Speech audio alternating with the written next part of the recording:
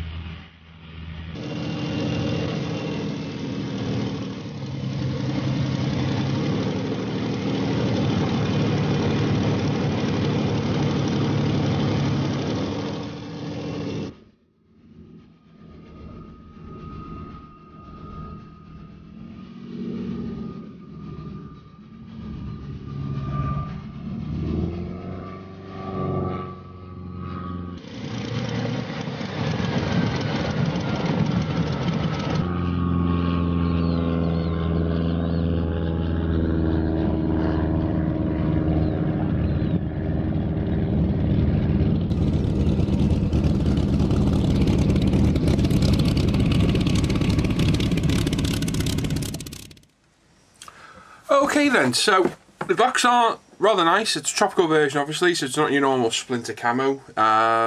So always quite a distinctive look compared to obviously the splinter camo, which is quite synonymous with the 109. Cracking box art, like I was saying. Dimensions on the box, you got the fuselage length, which is 273mm, wingspan's 308mm, and there's 290 plus parts. On the side we've got a couple of, I guess the overhead one we can have a look, a couple of sample camouflage and decal schemes, and on the other side there's a couple more as well. So you've got two variants there, very similar camo schemes, just with different markings obviously. Nothing else on the box other than the warning labels, and on this side here a little bit of information about the aircraft itself. So if you want to read that, pause it. So there we go, open the box. Okay, got 1, 2, 3, 4, 5, 6, 7, 8, about 10 sprues in total. So not an absolutely huge amount of stuff in there, but for a 132 VF109, looks to be, you know, quite well packed. Nice little touch. You get the clear parts, and some of the more, I guess, fragile parts are kept in a separated part of the box, which is a nice little touch. Keeps everything nice and safe. Obviously we've got the decals, quite a decent photo etch sheet fret. Fair play, that's quite good. Decals, instructions, and the usual Trumpeter advertisers. We'll put that box on the floor. And what we'll start with the instructions quickly and go through these. So like I say, you get Trumpeter's usual advertiser, run through some of their other kits. All different genres. BTR 60p, our personnel carrier with CAD drawings. That looks quite a nice kit actually. Rather nice. So obviously you get that in there, and you get the instructions, colour call out, full colour call out as well, which is rather nice. If I can get the glare off that camera, you guys can see that properly. So that's always nice. That's a fantastic camo scheme on there. Really is nice. Not too hard to do. It's not like it's mottling, but it's larger mottling, so that wouldn't be too hard to do. And then at the bottom you've got side profiles and paint call out, Mr. Hobby, Vallejo, Model Master, Tamiya and Humbrol. So plenty of choices there.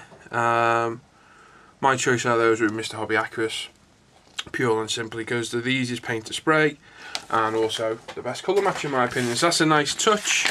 Instructions we got on the front, just general, don't be sticking parts up your nose, eating the decals, sniffing, you know, glue and what have you. Then we've got the sprue part layout, which is always handy because there's always a part you can't find, a particular sprue. Not necessarily, you know, sprues this many, because there's not that many on there. But it's always nice to see, right, see, oh that's that one. You can find them really distinctive then. 1, 2, 3, 4, 5, 6, 10 sprues. I think one's doubled up from what I've seen inside, so not a massive amount, but certainly enough to keep you busy. Instructions are fairly well laid out. They're not as maybe clear and concise as Tamiya and what have you, but they're all there, they're all clearly labelled. Quite busy. I mean, one stage, there's a lot of stuff to do in a single stage, but the cockpit looks to be well detailed. You've got PE in there, so it looks as though it's going to build a quite a nice kit. Like I said, the cockpit's certainly got plenty of detail in there. Decal for the instrument panels is always a little bit disappointing, unless the decal's alright. We'll have a look at that in a little bit. All the paint cards are quite clear. It gives you the Mr. Hobby one for each one, and obviously that's up to you to go and change, convert it to whatever paint you're using. But the instructions, although they're quite busy, they are nice and clear, and they run you through the engine, attaching the engine to the interior, wings. So you know, it's a fairly detailed kit. So it does. Not bad at all. Like I say, they are quite easy to follow. They're quite busy. There's quite a lot of parts, you know, to put. You've got to really pay attention to what you're doing to make sure you do put all the parts on in one go. Not like Tamiya's where they are quite drawn out. Fuselage halves. Getting the fuselage halves together. Horizontal stabilizers, the rudder, elevators, etc. So yeah, not bad instructions at all. They're a little bit busy, like I say.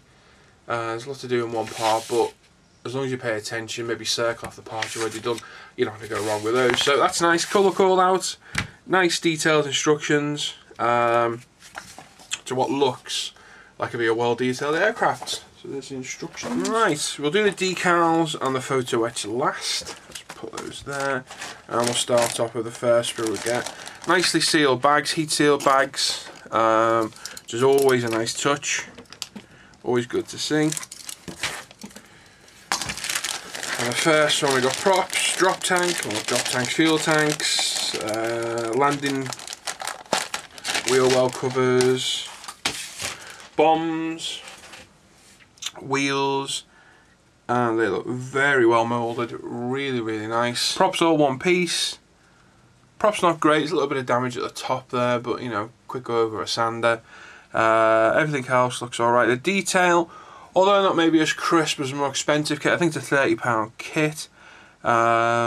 It's certainly well detailed. Some of the panel lines are a little bit vague. If you look on the Lexus fuel tank, I don't know well you can see it, but they are quite vague panel lines. But they're there, and you can improve them if you wanted to, if you want to go that far. But you know, while they're not on par with, say, you know, a more expensive Tamiya kit, they're certainly very well detailed for the price of the kit. I haven't built this kit. I've built Cyber Hobbies 109, which I think is supposed to be one of the best ones of the lot. And that was a nice kit to go together. It's got a few flaws on it as well, mainly the engine count doesn't fit. But this one, I would be interested in attempting at some point, because those mouldings look real nice. They're a little bit vague in places, but for a £30 kit in 132, I'm certainly not going to complain about those. Very nice. Really nice. There's no flash on there. I know I got criticised for putting out a flash on the Warrior kit. It's a review. I'm not supposed to hide flash, or there's a bit there, you can't see that. No, there's no flash on this kit.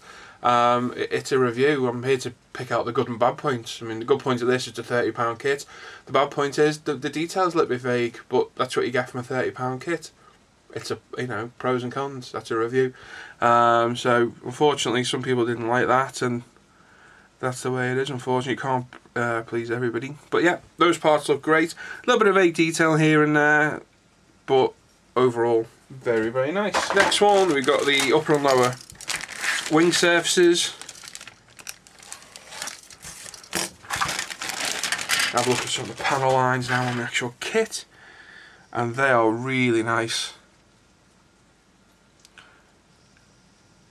Yeah, that is real nice detail. It's quite really shiny plastic, and it's not particularly smooth, especially underneath here. It's going to be quite hard to see probably for you guys. It's almost got a cast texture to it. Not on the top, just the underside. Quite strange. Now, while there's no flash on this, yes, flash, I said it again. There are some quite strange irregularities in the plastic. There you go. You can see one there where they've been moulded. There again. There. And like I say, this has got a, compared to the top surface, there's quite a rough texture to it. Now, whether that's going to be a problem or not, I don't know. It shouldn't be. As long as you get a nice coat of primer on there and give it a go over, you should be fine. But the surface detail is absolutely sublime. That is on par with a Tamiya 132 kit. That riveting detail is really nice. It's just right. It's not vague. It's not overdone. Panel lines are nice. They're not trench-like. That is a real nice quality kit. That riveting detail is absolutely superb. So no faults there at all. That is very nice indeed. It's a good start. We got here, got ailerons, rudders, like elevators, all sorts in here. Let's just hope that kit detail continues throughout the kit. So again, we've got various grills, I'm assuming they're radiators. Again, the riveting detail continues on the horizontal stabilizers. All the way through, got a bit of cockpit sidewall detail there, which again, it's a little bit vague. The quality of the casting, but the moulding, sorry, but the details there. I'd rather have something like that, where it's a little bit thick and a little bit overdone than have nothing there at all, because again it's going to make a real nice cockpit. I'll be quite interested to see one of these built up, to be honest. I'm going to have a Google that in a little bit when I've done the review. Because obviously these are for review, these kits, for competitions. These aren't my kits, unfortunately. Some of them are, but this one isn't. This is the monthly prize draw. And that's going to build a real nice cockpit. I'm quite impressed by that. Again, I've got a little bit of flash on one of these leading edges, but nothing really bad. Just the odd little whisper you can see just here above my index finger, a little bit there, but other than that, there's no problems on there. And again, like I say, that surface detail carries on, and that is really, really nice. Next one, we've got the fuselage halves.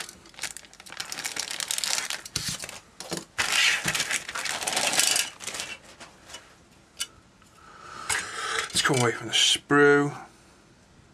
And again, we've got that very, very strange moulding. I don't know if the camera's going to pick this up. If it doesn't, I'll try and get a picture of it. But if you look at the likes of just there, this continues on the whole panel line. It's not just one place. It's the whole thing. It's like a rough texture in the actual kit. I'll try and get the light to catch up. It's hard to see on my monitor because it's only LCD monitor, and my monitor above is not the greatest quality either. But it's not like a flaw, but it's like the plastic isn't perfectly smooth. Now, whether you're going to see that when you built the kit and painted it, I don't know. But it's certainly not as smooth as I would have liked, and it's certainly not on par with the quality of the Cyber Hobby kit. But remember, right, the Cyber Hobby kit was quite a lot more expensive. So, you know, you would expect it with being a bit of a cheaper kit. It's the same on the other side. Like I say, it's just almost as if the surfaces have got a cast effect in there. Not perfectly smooth, but the surface detail continues on the panel lines. Probably a little bit shallow on the side of the fuselage compared to the wings, but you know, you can add a bit of rescribing to it and what have you to make them a little bit deeper if you wish. But the riveting detail is very nice, as too is a ribbed effect on the elevators. So no problem there. Around the engine cowling and the gun cowlings, there's some nice riveting detail and some nice panel lines as well.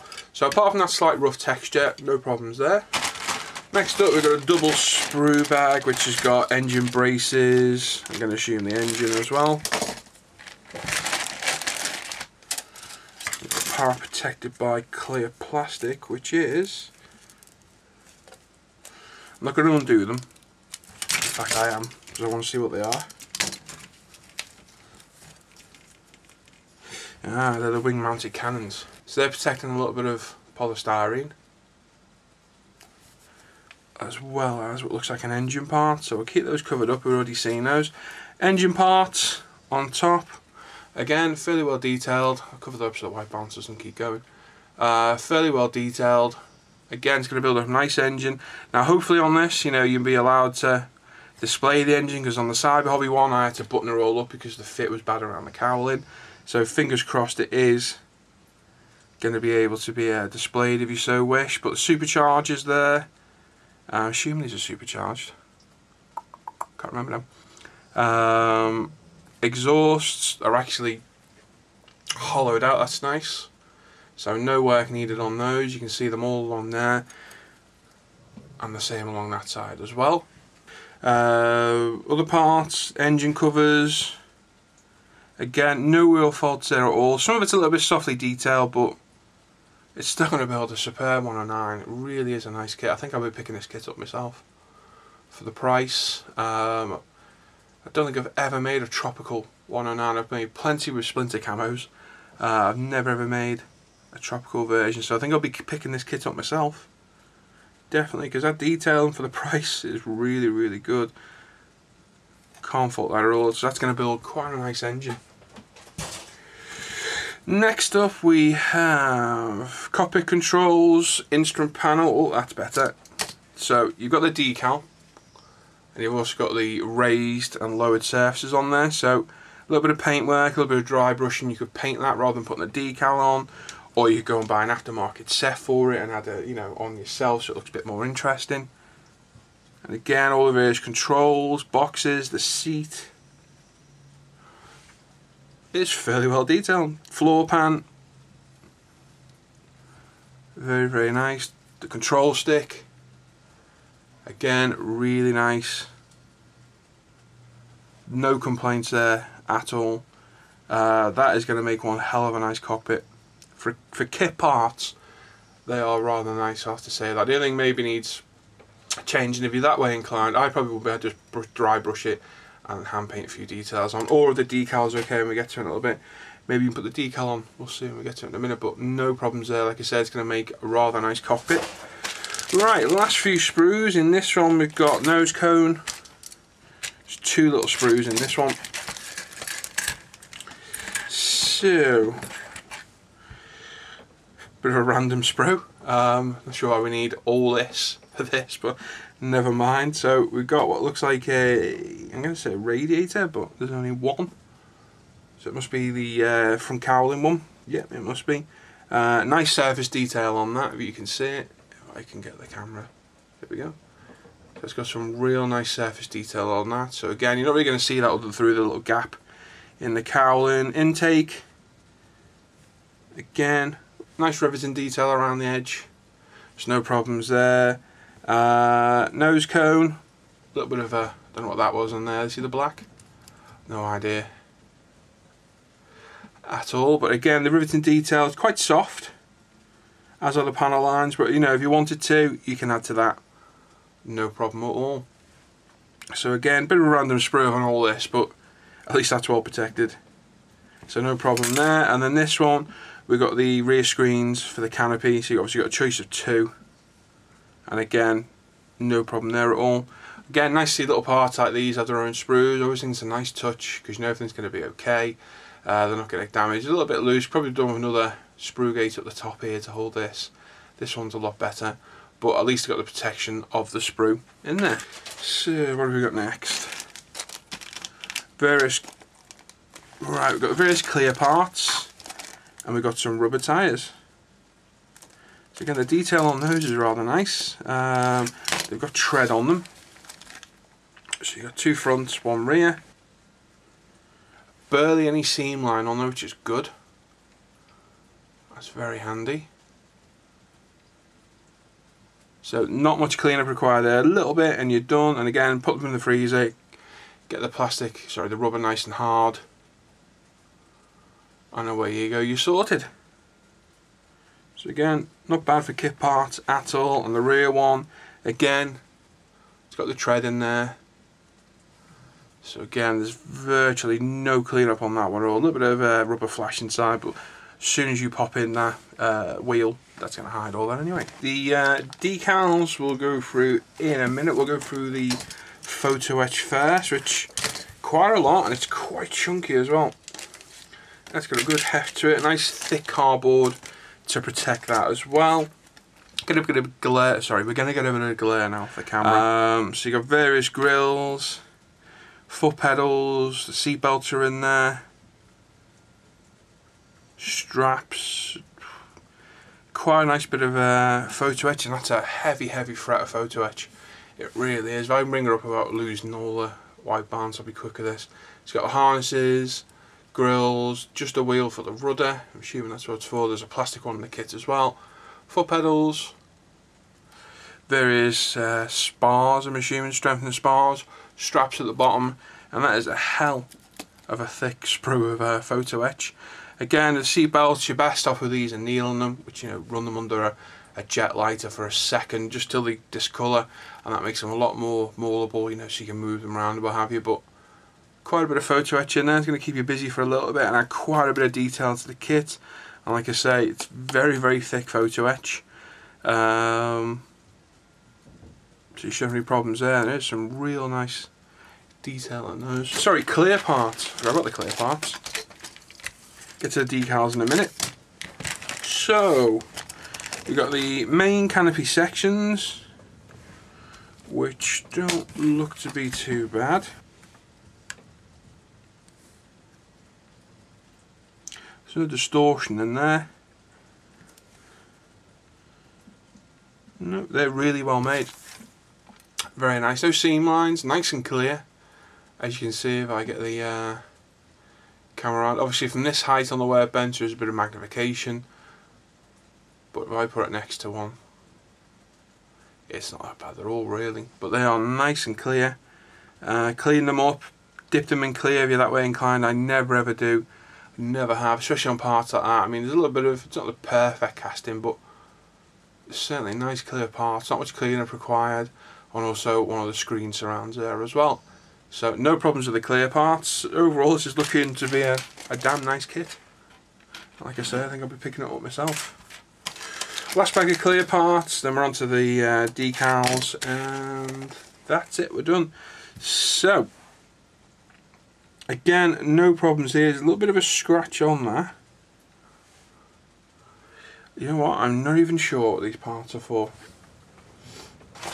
My knowledge has let me down a little bit now. But there's two of them.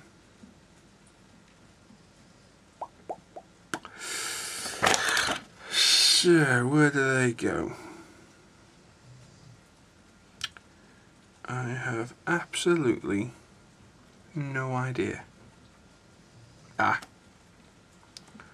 Is that them on the front of the fuselage there? There we go. That could be them right there. Possibly.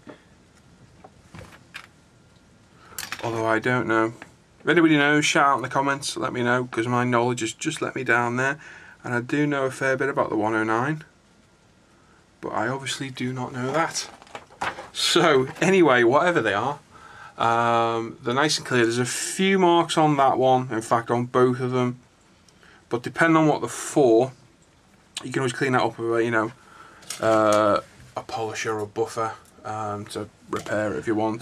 But no problems there. There's no damage to them, just a slight mark on the top of each one. More likely would have been rubbing in the pack. So, like I say, everybody who knows what they are, please shout out and let me know. Unless in the meantime I find out and pop it in the description when Lee uploads the video. Decals. Thankfully not a huge sheet, unless there's two, which there's not. Protective covering on top. Ooh. Okay, look a bit ropey on the old Balkan cruisers. Yeah, the decals don't look great. You can see that here. I'm not sure what's going on there, whether it's just off the backing paper or once they're wet they're going to be okay. Not sure, so you take your chance with those decals, whether they're going to fall apart or not settle properly. But yeah, sadly they're not the greatest quality decals at all. They're quite thick. They look really ropey, so this is going to be the kit's downfall. Obviously you can add aftermarket decals if you wish. They're not that expensive. A decent set of 132 decals can cost you from, you know, £8 to £15 if you buy a multiple pack together. You know, you get several schemes in there. But this looks to be the kit's downfall. Now the other thing you can do, obviously the smaller ones don't look too bad as the number in 3 and 8 do. It's on these, and you can buy these separately as well as the swastikas. This is Trumpeter's way of getting around swastikas. Obviously because they're illegal in quite a lot of countries, well, a few countries. You basically put two parties together to make one. But you can buy these, and these are separate, and to be honest, because of the size of them and the way they look, that may be well worth doing. The smaller ones I think you might get away with, but they are really thick. It's quite hard to show you the carrier film. Yeah, if I catch the light just there, you see at the top of that decal, if you can see it, if I can get it to catch again. There you go. Right around there. They are quite pronounced. So they are quite thick decals. Whether these are going to do down okay, I maybe take the chance on the smaller ones, but these bigger ones I'd more than likely replace. But you can certainly try your luck with them.